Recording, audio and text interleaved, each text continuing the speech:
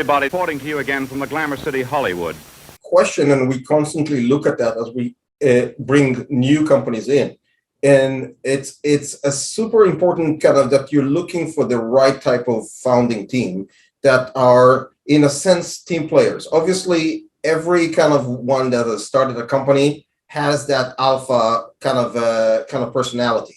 But there are certain alphas that are still team players and actually understand that they can play within a team, and ones they don't. It's almost like when you look at kind of basically kind of national kind of soccer teams, and they're all superstars in their teams. But for them to be successful, they need to kind of buy in on a game plan that's done by the coach and kind of basically play as a team, because you can't have 11 superstars play with each other. It doesn't work. There's only one ball.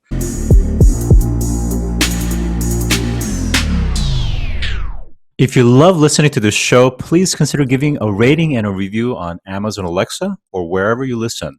We want to continue bringing you this amazing content, and part of our ability to do that means that we need a big audience. Now, it may not seem like much, but rating and reviewing the show will help more people find us, just like how you found this show. Simply on any podcast platform, search for a show, scroll down to the bottom, and push 5 stars. It's that easy. Thanks for supporting the show.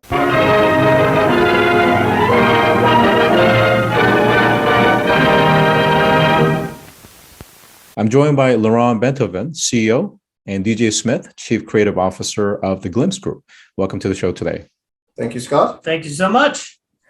All right, so we've kind of known each other for a few years, and you guys have a very interesting story of how you guys met and what eventually merged as the Glimpse Group.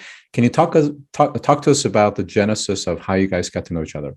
Sure, I can probably kick it off.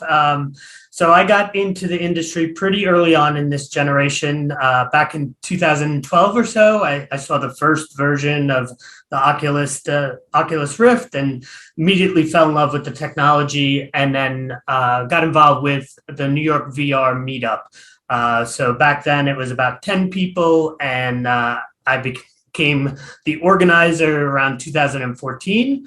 And that meetup essentially grew and grew and grew within the industry to be the second largest VR meetup in the world. And through running that meetup, I just became more and more involved in the industry. Knowledge of the technology, knowledge of the startups in New York City, the investors, and really seeing the industry grow. In 2016, I would say that's kind of the first major hype cycle of this generation. Lots of money getting put into the industry. A lot of the startups I knew were starting to make some money. And I had previously been involved in the construction real estate world, and had a very supportive wife who said, "Why don't you go follow your passion and take a leap of faith and try and make a business in the VR industry?" And fortunately, 10 days after I gave my notice, I ran into this guy. So I'll take it from here and kind of build the base from where I was coming from, and then how DJ and I kind of moved together in building kind of what became the Glimpse Group.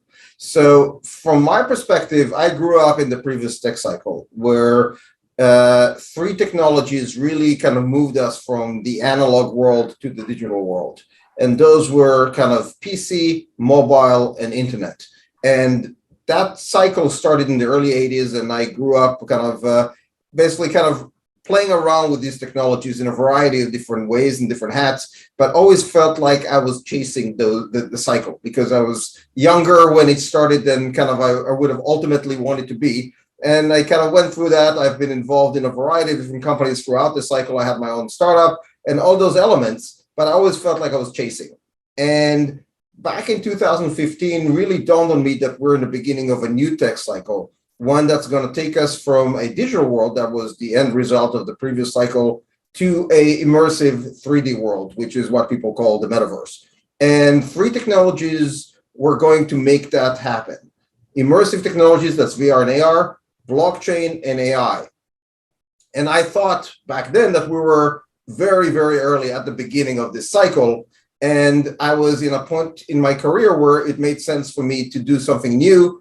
And I felt like this is an opportunity that cannot be missed. So going back to that kind of time where we met, I was kind of looking at the scene in New York, and I Googled New York VR, NYVR, not in a combination. And the first thing that popped up was NYVR. And luck would have it, and that's kind of a funny story, is that time was 30 minutes before a monthly meetup for NYVR. And I sent kind of one of our kind of passive co-founders to go meet DJ at, see what's going on. I said, look, just go there, even it was oversold. But I told him just to go in there, try and figure out who's running the show and try and get in. And he met up with DJ, and a week later, we sat down for lunch. And on the way to lunch, I basically kind of was thinking about all the different things and what it would take to build a company that would be a surviving entity in the early cycle, which is very hard in a technology cycle, the early part where there's no market, there's no consumers, there's no businesses that are spending money on this, and then really thrive in the later stages. And all the pieces fell together. And by the time we had lunch, I had the kind of basic concept of Glimpse ready to go. So you talked about a few things that I think that's really penetratingly insightful. So first one is around this notion of the big cycles, or what we call blue ocean. So it's this notion that if you have a tsunami, as long as you're on that wave, you're going to be part of that movement, that momentum. But if you are too early and you weren't part of that wave, you're just not going to catch it. Or if you're too late, you're trying to paddle, but you can't catch up to that wave. And certainly for me, I think I just happened to be a certain age where I kind of missed the .com by a couple of years coming out of grad school. So the fact that you were looking for something that was going to become something huge, I think that really gives a lot of foresight. That's very important. But following that thought process, you also, Lyron, you brought up this notion of recognition that with any hype cycle, the early stages are going to have a lot of chasm. So can you go into the next granularity in terms of how did you start to systematically create a morphing business model that would address the early stage to survive long enough so you could get to kind of the mid stage and the later stage? Yeah, no, so that's very, very important point. And we were looking at it in a sense from three main groups that we were trying to understand their challenges and kind of make sure that we're building a company that fits those challenges. The three groups are entrepreneurs, or the kind of people creating in the space, the customers, the people that are going to end users of that technology that we're building, and investors, the people that will invest in us. And we looked at how do we build a company that will give each one in this kind of group setting what they're looking for in interacting in this early stage industry. So we'll start kind of with the entrepreneurs. Obviously, kind of one of the things that is missing when you're building a company in an early stage industry is scale. And one of the kind of the building blocks of Glimpse is building scale where scale doesn't exist. And we've built, and right now we are the largest kind of independent player in this space because we've built it to have that scale. And that scale is very important to our entrepreneurs because it allows them to focus on what they're really good and passionate about. And that scale is also very important to our customers. Enterprises and organizations that work with us want to work with one big player. They can't really, they're not built to work with startups. And it's very hard, and you've worked, I know, Scott, with a lot of startups, it's very hard for them to penetrate large organizations because they don't have the infrastructure to kind of work with and connect with those organizations. And at Glimpse, we've always built it from day one as a professional organization that knows how to work with kind of large institutional buyers. The last group is investors, and investing in early stage is very hard because being early kind of looks a lot like being wrong.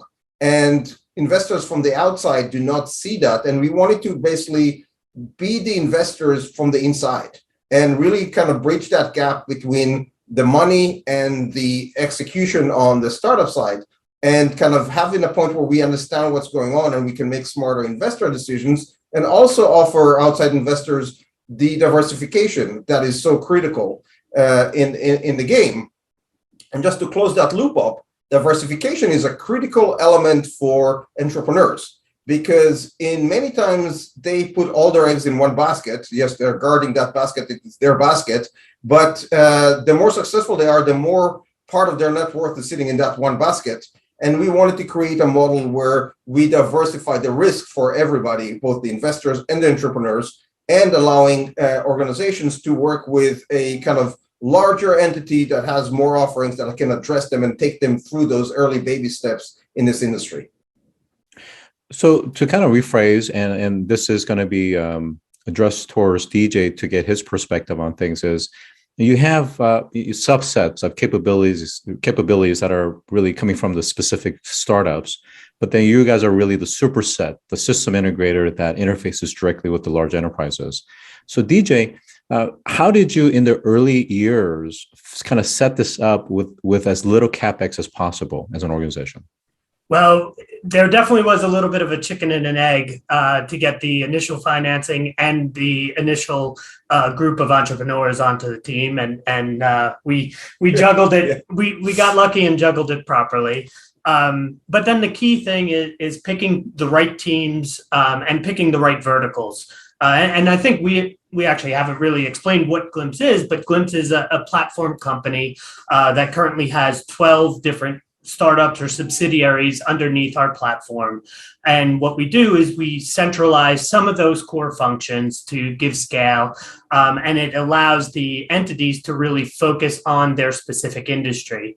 And then what we did from the management side is really earmark or target the entire industry where we knew that AR and VR would be hitting first, and then bring on entities to try and tackle those verticals. And the early days, it was pretty similar to what it is today, is that we know that there's interest in training. We know that there's interest in marketing and branding. We know that there's healthcare. And at that time, we just wanted to plant a flag in each one of these major verticals and run along with the industry as it matures with the hope that we would get to the other side. So actually, I want to talk about something that's very important, because while all this is maturing, right? Because it's one thing to say here we are, just to get your mind share, but to survive long enough so that converts into an RFP, RFI, an actual project, an engagement, you have to keep talent there. So I'm thinking about kind of the early years when you had to have these startups, and how do you get them motivated to stay focused and stay with the large organization? But that also has exacerbated in the current times, because now you have talent from even bigger companies that's jumping ship to join Web3s and Metaverse and so forth. So talk to us about aligning incentive structure so that the talent and the people that are actually supporting these things want to hang around. That is a really important point, and I think we've been lucky to pick the right people and create a culture of we're all in this together.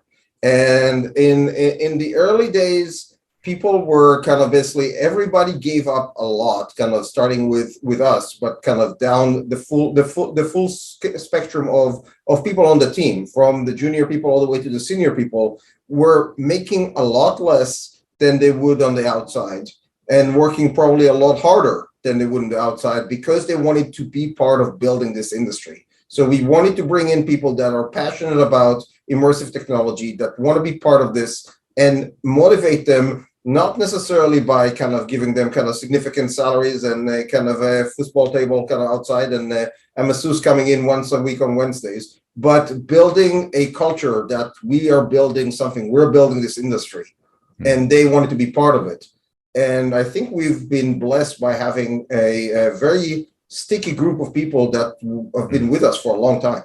I think one other ace in the hole is that immersive technology, it just captures people's imagination. Certain people really understand the potential for it. And if you really believe in this technology, you're willing to bet a lot, myself included. Yeah, so this is really interesting. And I'm just thinking those listeners that are in any way remotely related to HR function are listening very intently, because they're trying to figure out that secret sauce to retaining talent because of high attrition these days. So this notion of really deep passion, and how does that get manifested? What do they, how do they live their lives? What's their lifestyle like? And how do you figure out if they're the right fits? So if you have choice of 3 different startups and founders, how do you figure out that particular startup and the founders and co-founders are the right fit for you guys? That's a really important question, and we constantly look at that as we bring new companies in. And it's a super important kind of that you're looking for the right type of founding team that are, in a sense, team players. Obviously, every kind of one that has started a company has that alpha kind of personality. But there are certain alphas that are still team players and actually understand that they can play within a team, and ones they don't. It's almost like when you look at kind of basically kind of national kind of soccer teams, and they're all superstars in their teams, but for them to be successful, they need to kind of buy in on a game plan that's done by the coach and kind of basically play as a team, because you can't have 11 superstars play with each other. It doesn't work. There's only one ball. And kind of we're looking for people that understand that they're great. They're building their own companies. Each one of our subsidiaries can have their own culture that works for them, but they need to understand that they're coming in and they need to fit into that kind of organization. And we spend a lot of time making sure that the personalities match and that they fall in love with being part of Glimpse. And that's kind of what worked. When people kind of knock on our doors, look at what we have, and it's like, I want to be part of that. You know that deal is going to happen versus me trying to buy someone against their will. Mm-hmm. I think the other thing that we had an advantage for is a lot, especially on our earliest employees, we had known each other, many of them through the meetup for many years at that point. So it wasn't a 30-minute interview that we were basing a relationship on. Amazing.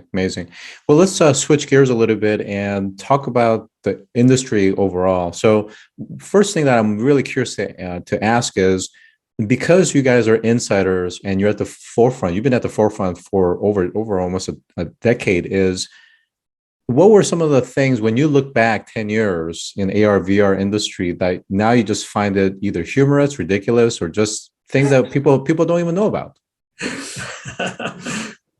Yeah, you want to go first, DJ? You've got that. For me, kind of just looking at some of the stuff we thought was cool back in the day. Yeah. And that includes all of our stuff and most of the things done by everybody else. And every time I see experiences that we thought were the coolest thing ever, we were kind of, oh, that's great. Let's show it to people. Let's kind of, and what we sold. And then you see it right now, and it just gives you so much perspective. It's like watching kind of 80s kind of games and kind of seeing them now and kind of trying to get them in context. It's like how people watch that. No, I think for me, one of the big things is just ease of deployment. So back in 2016, I was literally scrambling around the city with a huge Pelican case and a big gaming rig and all of this infrastructure. And we're fortunately at a point where we can literally send a shoebox and have an amazing VR experience to our customers. Yeah, that's a good point, and shows the challenges of those early days. Kind of, I remember going to a meeting in Atlanta with our back then CTO, and we were taking a Vive with all of the kind of the setup. And we came into the meeting, and it was like 3 senior executives in a kind of in a company, and the 2 of us. And he went around to start set up the gear, and he had some challenges. The computer wanted an update, and kind of he wasn't kind of getting on the network and all sorts of stuff. And he was standing there for like 45 minutes, a senior technologist kind of messing with this. And I'm basically trying to stall the customer because they wanted to see the demo, by telling them about all those features and what you can do and all the dream and everything. And at some point, one of them was looking at me. It's like, I think we have a problem, because this guy is clearly qualified and he knows what he's doing. And he's been spending 45 minutes trying to set this thing up. And kind of, we don't have him. So kind of whatever you're selling at whatever price and whatever features, kind of, we can't buy that right now. We don't know how to deal with that. Interesting. Well, nowadays, it's easy. Yeah, we send quests to customers on a regular basis. Just put it in the shipping box. Kind of a day later, it's in their home. They put it on, and it just works. Yeah, makes a big difference. Absolutely. It kind of reminds me of a story in high school. I remember coming into one of the classes, and this girl had a box, like a suitcase, and everybody looked at it and said, "What's in the suitcase?" So she opens it up, and it's a mobile phone, but it works out of a suitcase, and the whole battery pack is in the suitcase. So your industry is very unique because it's so dependent upon hardware. And I wonder how you've had to grow with some of those challenges, exactly what you're talking about, as the hardware continues to evolve. Yeah, it's a huge challenge, and the industry is still young. especially on the VR side of things. I mean, we are thrilled that our deployments are increasing in orders of magnitude, and there's some other folks that are entering in huge amounts of numbers. Accenture, 60,000 headsets going into the organization is really pivotal. But that's really, it's a subset of the immersive technology space. And in some cases, we haven't even entered that whole idea of an AR wearable. We have the HoloLens and we have Magic Leap but the idea of a form factor of a pair of glasses, it's coming. And it'll be a whole nother leap within the industry when these new technologies arrive. Mobile AR filters and placing a couch in your room, that is at scale because people have phones and those phones are capable, but the benefits of the technology are so limited because of the form factor. So I think it's probably one of the most exciting things for me as a professional in this industry is just waiting to see what our wonderful hardware partners are going to come up with next, and then how we as software developers can leverage that technology and bring amazing things to our clients. And Scott, you have to kind of look at things with a kind of historical lens. So the first half of a tech cycle, which kind of, in my view, is 30, 35-year cycle, the first half of that is a hardware cycle. Go back to the previous cycle I talked about earlier, the digital cycle. And the first half was just kind of the phone's kind of moving from a suitcase to something that kind of, as soon as you unplug it from the car, it dies like 2 minutes later, to something that kind of basically kind of fits in your pocket, to something that replaces like multitude of devices that you had. And that evolution from the brick phone to the iPhone, from the early kind of Commodores and Dragons to basically kind of the computers you have today, that is material, and that takes a while. And it's important to be agnostic and just always do the best you can do with the current hardware. You couldn't do applications before you had phones that could handle them. Even on the BlackBerry, kind of people were trying to do them, and they were very limited. Just when you had the kind of Trio and then the iPhone and kind of the Samsungs, now you can do that application. So if you were trying to build applications in the mid-90s, you were kind of very limited in what you can do. Once you get into the 2000s, you can do that. Looking at kind of web capabilities, kind of you needed to have the internet get to the point where you can have cloud computing. If Google came up in 89 and started doing Google, there wasn't Google to be had. They were barely kind of a network that you can kind of, in theory, search it, but there would be no scale and they would have died. So you need to kind of, as a software company, we need to constantly stay on top of what's out there, what the capabilities of the hardware is there, and try and make sure we're not 2 steps too far into the future. We're not a step behind, but we're just kind of at the forefront of what you can do with the existing hardware. And it's important, and that's part of what DJ does, is build a relationship with all of the hardware guys all over the place. So we're constantly up to speed on what's happening, and we know how to make sure that our software runs with the right limitations. So this is a good segue to talk about from an enterprise demand function perspective. What are the different verticals of customers asking for? What's in demand now and what's being implemented? So I'll start kind of with how I look at the kind of this whole kind of cycle and what the capabilities are. And I put them in 4 buckets. The first bucket, and the one that's kind of getting the most traction right now, is marketing and brand experiences. So that's the easy one, where there's an easy transition from as organizations are looking to kind of take their marketing dollars and spend and go after kind of younger generations. They need to go into this immersive world, and this is where we're seeing the most traction right now. And so that's the first bucket. The second bucket is what I call learning, and it captures anything from K-12 schools to universities to corporate training to skills learning, all of those elements, to medical professional training. All of that bucket is, in my view, the next big frontier. There's a lot of things happening, but they're all bites of kind of getting into. So that's the next one that I think is going to become big.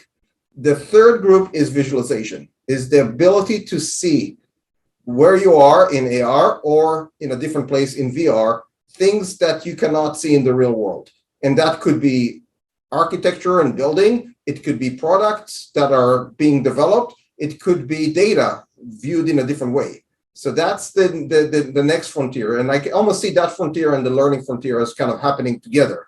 And the fourth frontier, which is what people are talking about as the metaverse, is the ability to do everything we're doing in the real world, in a virtual world, with people, regardless of where they are physically, feeling like you're doing the real thing.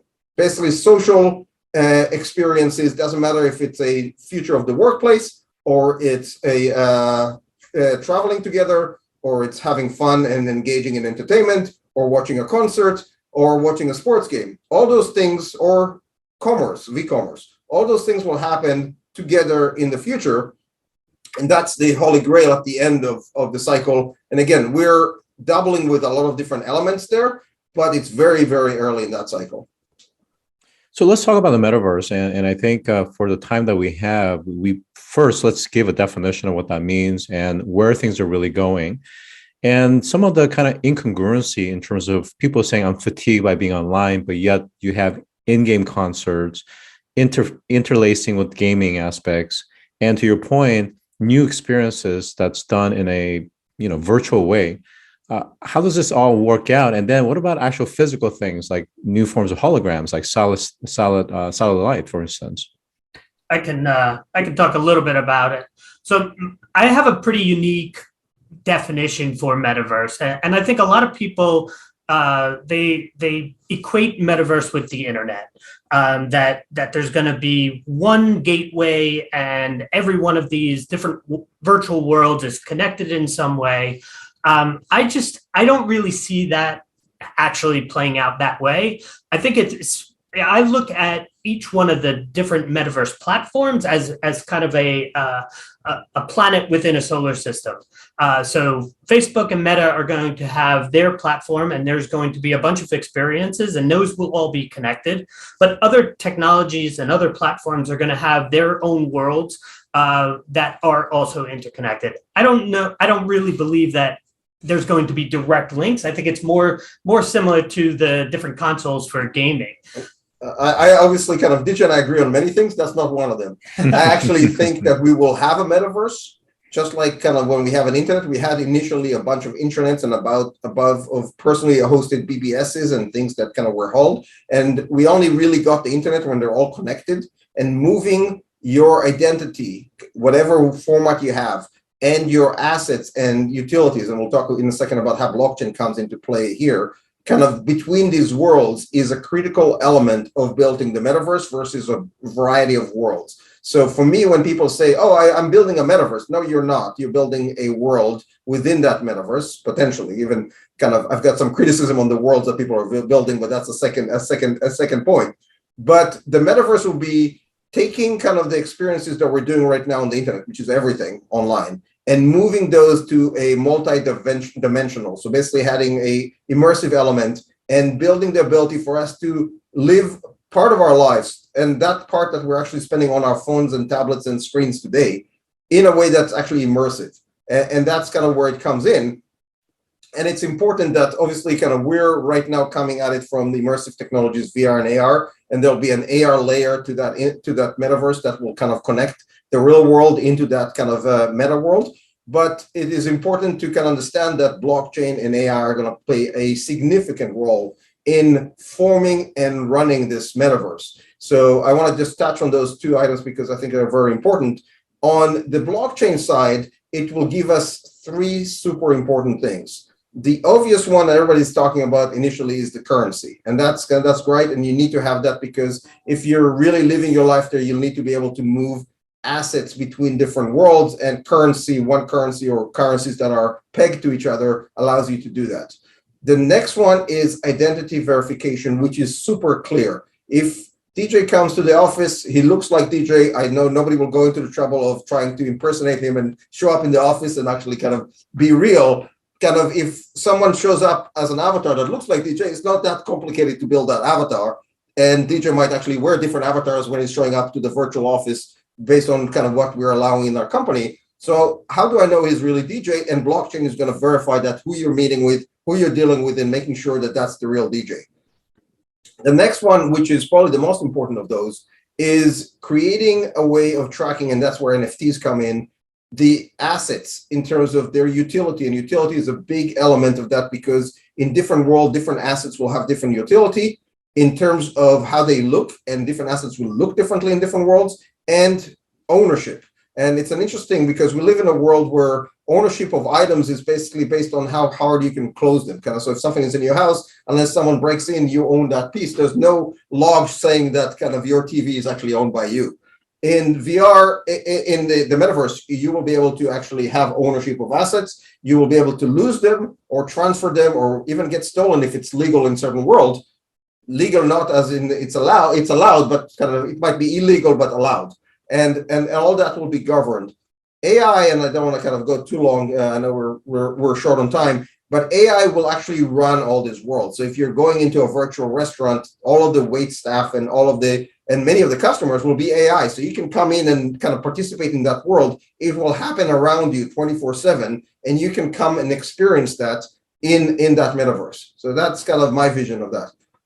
So as I'm listening, what's fascinating is it's because my background is in economics, it's this notion of governance, infrastructure, and really the incentive structure, right? So and it has a lot of legal ramification as well. And I know, Lyron, that's also your background as well.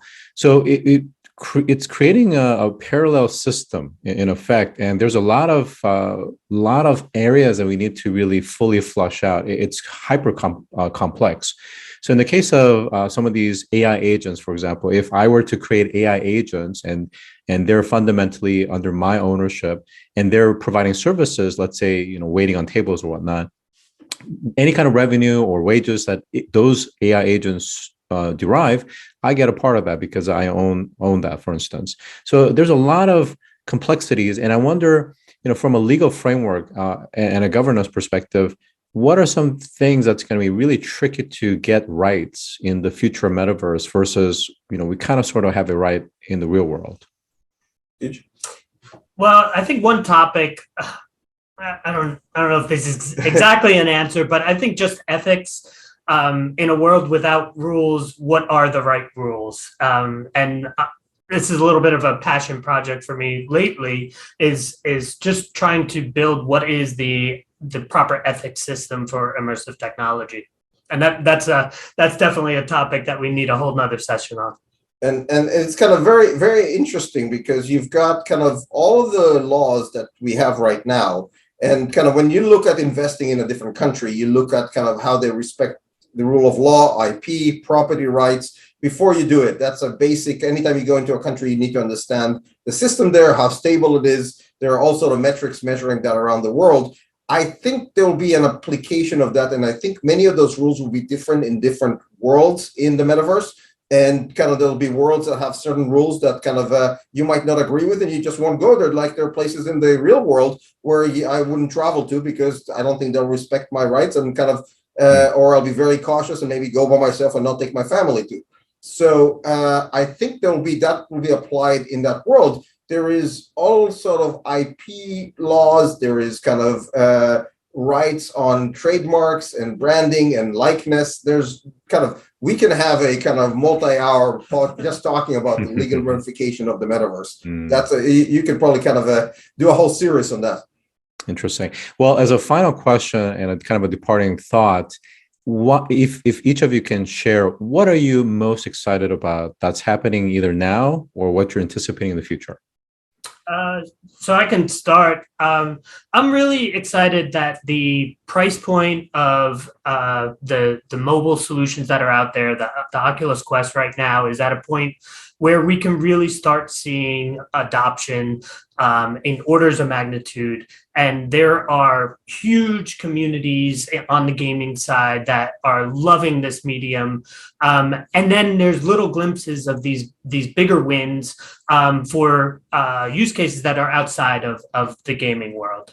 So to see this technology that I really am passionate about adding value in real time is really what I'm most excited about. For me, and it's very similar to DJ's, scale. We're finally hitting scale across the board.